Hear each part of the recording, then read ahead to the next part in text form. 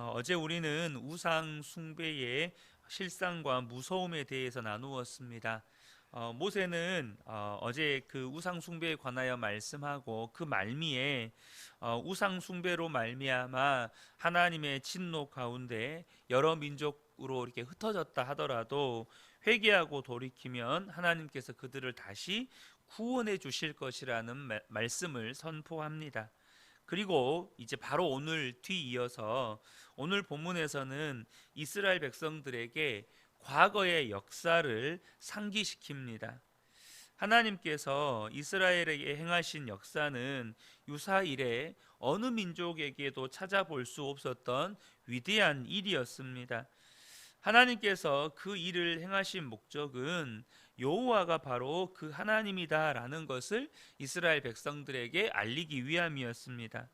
오늘 우리가 읽은 본문은 명확하게 이렇게 두 단락으로 나누어지게 됩니다. 32절부터 40절까지는 과거 하나님의 위대한 일들을 서술하면서 하나님의 말씀에 순종을 요구합니다. 그리고 41절부터 43절까지는 요단 동편에 설치되어 있는 부지 중에 살인한 자가 보복 살인을 당하지 않도록 이렇게 피할 수 있는 도피성에 관한 이야기를 이렇게 서술하고 있습니다. 앞서 말씀드린 것처럼 모세는 이스라엘 백성들에게 과거를 상기시키면서 하나님과 다른 신들을 비교해 볼 것을 요청합니다. 32절부터 34절인데요. 내가 있기 전 하나님이 사람을 세상에 창조하신 날부터 지금까지 지나간 날을 상고하여 보라. 하늘이 이 끝에서 저 끝까지 이런 큰 일이 있었느냐? 이런 일을 들은 적이 있었느냐? 어떤 국민이 불 가운데에서 말씀하시는 하나님의 음성을 너처럼 듣고 생존하였느냐? 어떤 신이 와서 시험과 이적과 기사와 전쟁과 강한 손과 편 팔과 크게 두려운 일로 한 민족을 다른 민족에게서 인도하여 낸 일이 있었느냐? 이는 다 너희의 하나님 여호와께서 애굽에서 너희를 위하여 너희 목전에서 행하신 일이라. 지금 모세가 이스라엘 백성들에게 지난 날에 하나님께서 어떤 일을 행하셨는지를 이렇게 다시 한번 되돌아보고 그와 같은 일을 행한 다른 신이 있느냐 너희가 한번 생각해보고 혹 그 신이 있다면 정말로 그러한가 하나님과 비교해 봐라 이렇게 이야기하고 있습니다. 하나님처럼 역사를 관통하여서 일관되게 약속하고 그것을 신실하게 이룬 신이 있었느냐는 거예요. 또한 인간이 무언가 공적을 쌓기도 전에 혹은 구원받을 만한 어떤 선한 일을 하기도 전에 먼저 사랑하기로 작정하고 또 친히 하실 일을 약속하고 또 그 약속을 이루어서 그 사랑을 증명한 신이 있었느냐는 것입니다. 없다는 것이죠. 그런데 하나님께서 그렇게 하신 이유가 있습니다. 오늘 모세는 하나님께서 그렇게까지 너희를 사랑하시고 또 하나님께서 그렇게까지 기사와 이적을 베푸시고 또 하나님께서 그렇게까지 너희들에게 약속하시고 약속하신 것을 이루신 이유가 있다는 거예요. 먼저 35절을 보면 이것을 내게 나타내심은 여호와는 하나님이시요 그 외에는 다른 신이 없음을 내게 알게 하려 하심이니라 라고 말씀합니다. 그러니까 하나님 외에는 다른 신이 없다는 것을 이스라엘 백성들에게 알게 하시려고 그렇게 하셨다는 거예요. 사랑하는 성도 여러분, 하나님 외에 다른 신이 없습니다. 저와 여러분이 이것을 늘 기억하셔야 합니다. 특별히 이것은 모세의 자부심이기도 하지만 또한 하나님의 자부심이기도 합니다. 나 같은 신이 없다. 나 같은 사람이 없다. 여러분 어떤 사람이 그런 이야기를 가족들이나 혹은 사랑하는 사람에게나 그런 이야기를 하잖아요. 나 같은 사람이 어디 있냐? 나같이 너를 사랑하는 사람이 어디 있냐? 나같이 너에게 잘해주는 사람이 어디 있냐? 그거는 그 사람의 자부심이잖아요. 나만큼 너한테 잘한 사람, 사랑한 사람, 너를 생각하는 사람 없다. 근데 지금 하나님이 그렇게 하고 계시다는 것입니다. 나 같은 신이 없다. 나같이 너희를 사랑한 신이 없고, 나같이 너희들에게 기사와 이적을 베풀면서까지 구원한 신이 없고, 나같이 너희를 사랑하여서 너희들이 사랑받을 만한 행동을 하기 전부터 너희들에게 약속하고 그 약속을 이룬 신이 없다. 이렇게 하나님께서 그런 신이 있다면 한번 비교해 봐라, 이렇게 말씀하고 계시는 것입니다. 사랑하는 성도 여러분, 하나님 외에 다른 신이 없다는 것을 저와 여러분이 늘 기억하고 또 그것을 믿고 살려면 이 성경을 통해서 하나님이 나에게 어떤 일을 행하셨는지를 날마다 돌아보셔야 합니다. 아, 하나님이 나를 위해서 이런 일을 행하셨지. 아, 하나님이 독생자도 아끼지 아시고 나를 위해 십자가에서 죽게 하셨지. 그 예수님이 지금 내 안에 나와 함께 계시지. 이것을 날마다 저와 여러분이 기억하고 돌아보셔야 우리 마음 안에 하나님 외에 다른 신은 없습니다. 내게 하나님 외에 다른 분은 없습니다.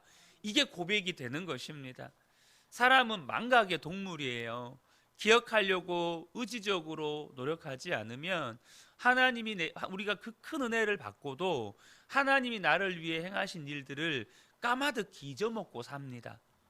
그래서 우리 안에 잊어먹고 사니까 그 십자가 사랑에 대한 감격과 감동을 잃어버리고 사는 거예요.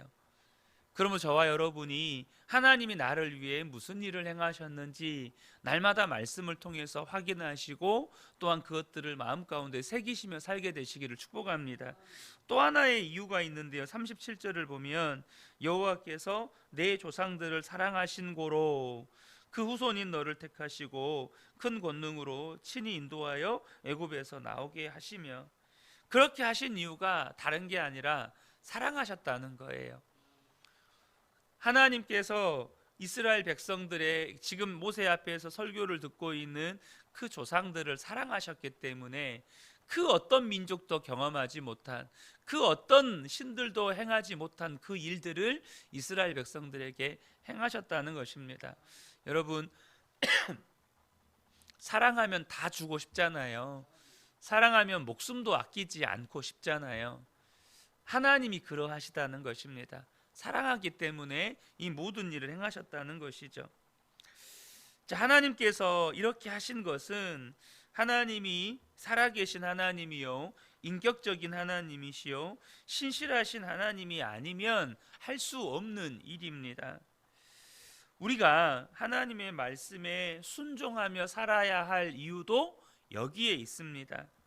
사실 우리가 자주 들었던 말씀이지만 우리는 사랑받을 자격도 없고 무엇보다 하나님을 사랑할 능력이 없습니다. 사랑받을 자격이 없는 건 두 번째고, 그런 사랑을 받고도 하나님을 사랑할 능력이 없어요. 그런데 하나님은 먼저 그런 우리를 사랑하셨다는 것입니다. 자, 그러면 그런 사랑을 받은 우리가 살 길은 하나뿐입니다. 또 복을 누릴 길도 하나뿐입니다. 뭐냐면 그러한 하나님의 사랑에 화답하는 것입니다.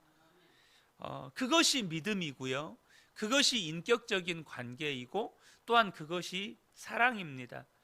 여러분, 인격적인 관계라고 하는 것은 상호 간에 소통이 되는 것입니다. 마음이 소통이 되고 생각이 소통이 되고 또 감정이 소통이 되는 것, 그것을 우리가 인격적인 관계라고 하는 것입니다. 하나님께서 우리에게 그런 사랑을 보이셨습니다. 그러면 우리가 하나님과의 인격적인 관계를 맺는다는 건 그 사랑에 화답하는 거예요. 또한 그것이 우리가 이 땅을 살아갈 유일한 방법이라는 것이죠. 그런데 여러분, 사랑은 무엇으로 표현되는 것입니까? 하나님을 향한 사랑은 무엇으로 표현되는 걸까요? 그것은 말씀 순종으로 표현이 되는 것입니다. 우리가 입술로 내가 하나님을 사랑합니다 라고 표현하지만 그 사랑의 진짜냐 가짜냐는 내가 하나님의 말씀에 순종하느냐로 증명이 되는 것입니다. 39절과 40절인데요. 그런즉 너는 오늘 위로 하늘에나 아래로 땅에 오직 여호와는 하나님이시요 다른 신이 없는 줄을 알아 명심하고 오늘 내가 내게 명령하는 여호와의 규례와 명령을 지키라. 너와 내 후손이 복을 받아 내 하나님 여호와께서 내게 주시는 땅에서 한없이 오래 살리라 라고 말씀하십니다. 하나님이 그 어떤 신들도 보여준 적이 없는, 그 어떤 민족도 경험해 본 적이 없는 사랑을 이스라엘 백성들에게 보여주셨고 베풀어 주셨습니다. 그래서 하나님을 믿는다는 건 그런 하나님의 사랑에 화답해야 되는 거예요. 근데 무엇으로 화답이 되느냐, 무엇으로 표현이 되느냐, 바로 말씀 순종으로 표현이 되는 것입니다. 특별히 오늘 본문에는 모세가 오늘 본문 말씀을 시작하면서 창조의 하나님에 관한 이야기를 먼저 언급합니다. 다시 한번 32절을 보면 내가 있기 전 하나님이 사람을 세상에 창조하신 날부터 지금까지 라고 이렇게 표현을 합니다. 그러니까 하나님이 창조의 하나님이신 것을 먼저 언급을 하고 있어요. 그러면서 그날부터 지금까지 지난 날을 상고해 봐라. 이 끝에서 하늘 이 끝에서 저 끝까지 이런 큰 일이 있었느냐, 이런 일을 들은 적이 있었느냐. 그 놀라운 창조의 하나님이 너희 민족에게 행하셨다는 이 놀라운 일을 너희는 다른 곳에서 들어본 적이나 본 적이 있느냐라고 말씀하는 거죠. 근데 여러분, 하나님께서 세상을 무엇으로 창조하셨습니까? 바로 말씀으로 창조하셨습니다. 말씀으로 세상을 창조하신 하나님은 여전히 그 말씀으로 우리의 삶의 현장에서 하나님의 나라를 창조하십니다. 말씀으로 하나님의 나라를 이 땅 가운데 우리의 삶 현장에서 이루어 가고 계시는 거예요. 그러면 우리의 삶에 말씀으로 하나님의 나라를 창조하고 계신 그 하나님께 우리는 무엇으로 반응하는 것입니까? 그 말씀으로 창조하시는 하나님 앞에 말씀의 순종으로 참여하는 것입니다. 하나님께서 말씀으로 세상을 창조하셨고 또한 우리의 삶의 현장에 말씀으로 하나님 나라를 창조해 가시는데 우리는 그 말씀하시는 하나님께 순종함으로 하나님의 나라를 창조하시는 그 일에 동역하는 것입니다. 그러므로 저와 여러분이요, 하나님께서 말씀으로 우리의 삶의 현장에 하나님의 나라를 만들어 가실 때 그 말씀에 순종해 가심으로 그 하나님의 나라를 만들어 가시는 하나님의 역사에 동역해 가시는 저와 여러분 되시기를 축복합니다. 특별히 성경은 계속해서 하나님을 사랑하는 것이 말씀에 순종하는 것이라고 우리에게 말씀해 주고 있습니다. 요한복음 14장 21절을 보면 나의 계명을 지키는 자라야 나를 사랑하는 자니 나를 사랑하는 자는 내 아버지께 사랑을 받을 것이요 나도 그를 사랑하여 그에게 나를 나타내리라 라고 말씀하십니다. 그러니까 하나님을 사랑하는 건 결국 말씀에 순종하는 것임을 성경이 우리에게 알려주고 있는 것이죠. 특별히 하나님 외에 그 어떤 신도 거짓이고 다른 신이 없는 것을 우리가 기억하고 이 명령을 지키면 하나님께서 이스라엘 백성들에게 선물로 주신 땅에서 한없이 오래 살게 될 것이라고 말씀해 주셨습니다. 여러분, 분명히 지금 이스라엘 백성들이 여기까지 온 것은 하나님의 은혜와 하나님의 말씀에 순종한 결과입니다. 이스라엘 백성들이 출애굽 2세대들이 광야 40년 생활 동안 끊임없이 하나님의 말씀에 순종함으로 여기까지 온 거예요. 그러나 저와 여러분이 기억해야 될 건 뭐냐 하면 이제 하나님께서 약속하신 대로 인도하여 드린 가나안 땅에서도 그들은 순종하며 살아야 한다는 것입니다. 그래야 그 땅에서 멸망당하지 않고 하나님 나라의 복을 누리며 살게 된다는 거예요. 여러분, 말씀의 순종은 과거형이 되시면 안 됩니다. 과거 광야에서 열심히 하나님의 말씀에 순종했었지로 끝나시면 안 돼요. 말씀의 순종은 가나안 땅에 들어가서도 언제나 현재 진행형이어야 한다는 겁니다. 그 영적 긴장을 잃어버리면 여러분, 신앙은 죽습니다. 광야에서도 순종해야 하지만 가나안 땅에 들어가서도 그들이 순종해야 하나님이 주신 그 복을 계속해서 누릴 수 있다는 것을 본문이 말씀하고 있습니다. 자, 끝으로 오늘 이 모세는 이스라엘 백성들에게 이렇게 이제 설교를 하는 것인데요. 오늘 본문까지가 모세의 첫 번째 설교입니다. 그런데 이 첫 번째 설교를 마무리하면서 요단 동편의 세 개의 도피성 이야기를 합니다. 41절, 42절을 보면 그때 모세가 요단 이쪽 해돋는 쪽에서 세 성읍을 구별하였으니 이는 과거에 원한이 없이 부지 중에 살인한 자가 그곳으로 도피하게 하기 위함이며 그중 한 성읍으로 도피한 자가 그의 생명을 보존하게 하기 위함이라 라고 말씀합니다. 나중에 이제 요단강 서편에도 도피성을 확보하게 되는데요. 이 도피성 제도는요, 앞서 언급한 하나님의 의롭고 자비로운 통치가 이 가나안 땅에 그대로 구현되도록 하나님께서 마련한 사법적인 장치였습니다. 사람이 실수로 사람을 죽일 수 있잖아요. 근데 이스라엘의 율법은 눈에는 눈, 이에는 이, 목숨에는 목숨, 이게 율법이거든요. 그러니까 목숨에 대해서는 목숨으로 갚아야 되는 거예요. 근데 억울하게 전혀 의도치 않았는데 나로 인해서 누군가가 죽게 되었을 때 그 사람이 보복받지 않게 하기 위해서 이 도피성으로 도피할 수 있는 제도를 마련해 두셨습니다. 이 도피성 제도는 무엇을 의미하냐면 이 요단 동편 정복이 끝났다는 것을 확정해 주는 표시입니다. 이 요단 동편이 하나님께서 그들에게 주신 그 땅이 다 정복되었다라는 뜻이기도 해요. 또한 아직 이루어지지 않는 이 서편 정복에 대한 기대와 긴장을 갖게 하는 역할도 합니다.